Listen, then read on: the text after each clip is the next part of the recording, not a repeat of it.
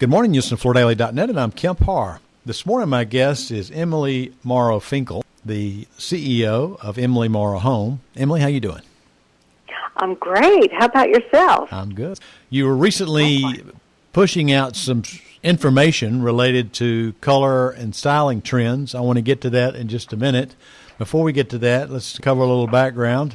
You did go to the University of Tennessee and got a degree in interior design, and then you practiced that for a while, got a job with Shaw, spent 13 years there as the director of color, style, and design. You left there, and you started Emily Morrow Home how long ago? It will be 6 years, but for the retail world, I don't think it was known until late 2016, early 2017. A little bit more background on you. You've written a couple of our color and styling trend articles at Floor Focus. You do have your finger on the pulse of that, and it's kind of interesting when you start talking about color and styling. Almost everybody's rolling out their color of the year. When was it that rolled out 2 colors this year? Oh, Pantone, yes. They just recently started doing 2 colors. Yeah, so there's this yellow and gray, right?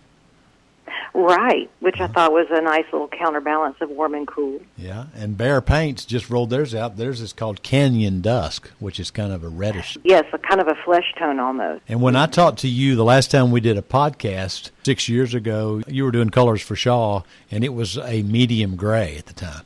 Yes, that was Lady in Gray, in fact. We got a lot of mileage out of that color story, too, and it still continues somewhat because we're just still talking about gray with the Pantone colors. For that 13 years you were at Shaw, you focused mostly on soft surface. You remember Inspired Spaces and Caress, things that you worked on back then, and now you're mostly in the hardwood category, right? True. All right, so tell us what your most recent thinking is when it comes to residential styling. Well, it's a good time to be wood, honestly. Yeah. It's a good time to look like wood or to be authentically wood. It's the sweetest of sweet spots right now in the design world and floor covering world to be 100% authentically real hardwood, and especially if you're domestically made hardwood. That's interesting. You know, the fastest growing category is LVT, which looks like wood, but isn't wood. And it's actually punished the real hardwood business just a little bit. Even in this year we're leaving right now, we're seeing a slight decline in share of wood versus LVT. So you're saying you're feeling a authentic trend back toward the real product?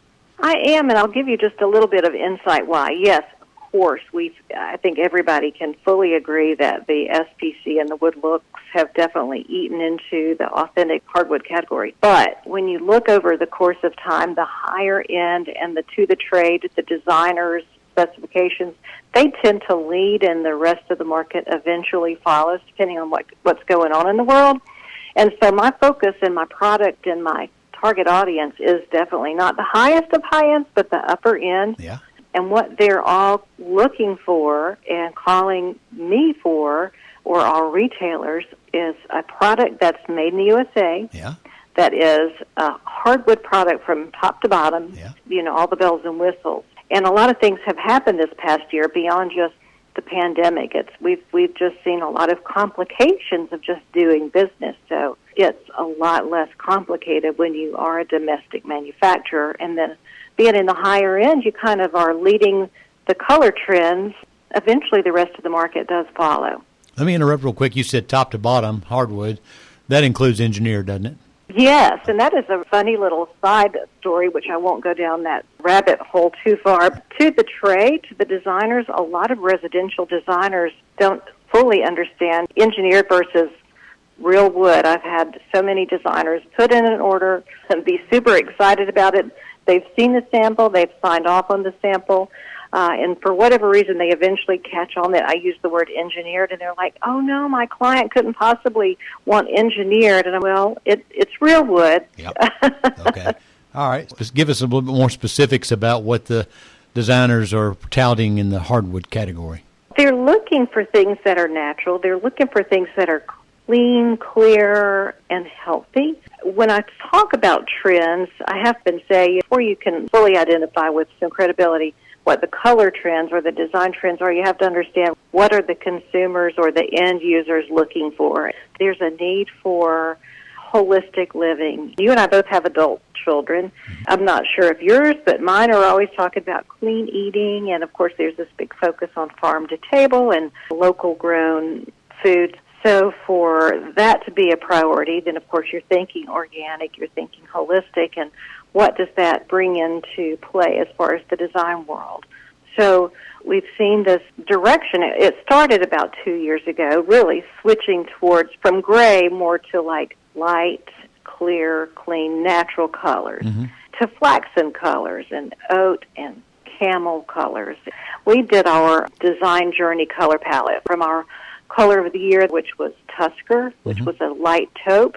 And that color really continues, but it was a nice little pivot color to go from those gray tones to more of a taupe, and now we're warming up this color palette with gold. When I say gold, not necessarily metallic gold. We've seen the metallics turn to gold from that brushed nickel of the years past, but the colors themselves are warming, and it really is just kind of a response to wanting simplicity, cleanliness, and healthy type interior colors and finishes.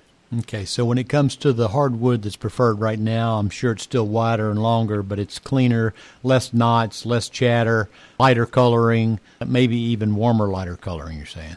Exactly. You kind of nailed it.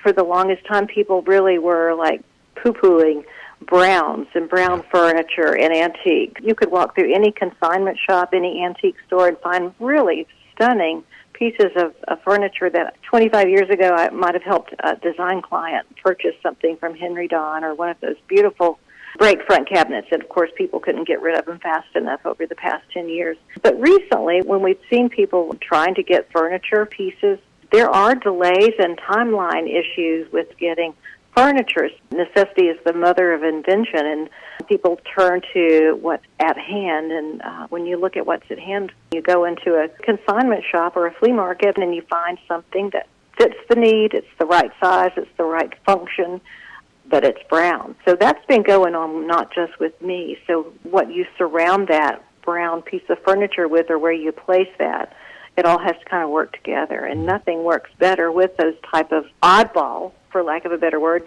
those finds, F-I-N-D finds, is really nice, clean, blank canvas type neutrals. Okay. I'm looking at your website, Emily Morrow Home, and there's a little slideshow going on there.